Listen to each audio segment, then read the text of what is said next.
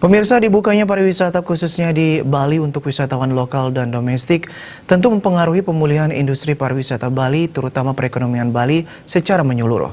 Namun pemangku kepentingan di bidang ini harus mengetahui bahwa pemulihan sektor pariwisata di tahap awal ini tidak bisa meningkat secara cepat. Fiaka menilai lesunya atau bahkan terhentinya aktivitas industri pariwisata Bali disebabkan oleh pandemi. Karenanya pemulihan sektor pariwisata ini akan sangat tergantung dari penyelesaian pandemi COVID-19.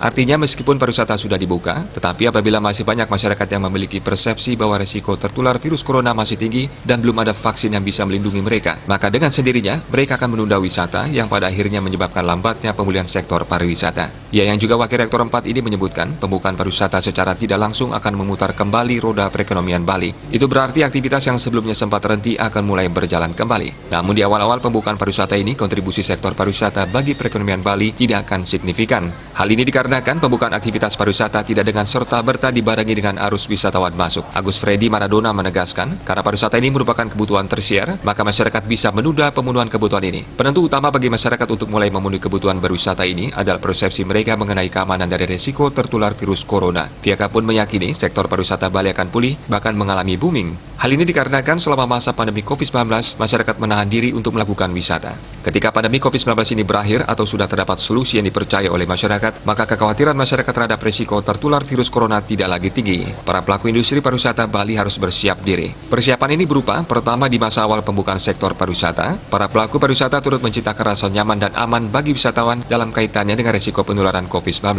Tujuannya jelas adalah meningkatkan rasa aman masyarakat agar mau mengunjungi tempat wisata. Kedua, sangat diperlukan inovasi dalam produk jasa wisata untuk memenuhi kebutuhan masyarakat dalam berwisata. Ketiga, persiapan yang matang dalam menyambut full recovery pariwisata, khususnya persiapan dalam memanajemen volume wisatawan yang diekspektasi akan tinggi pasca pandemi.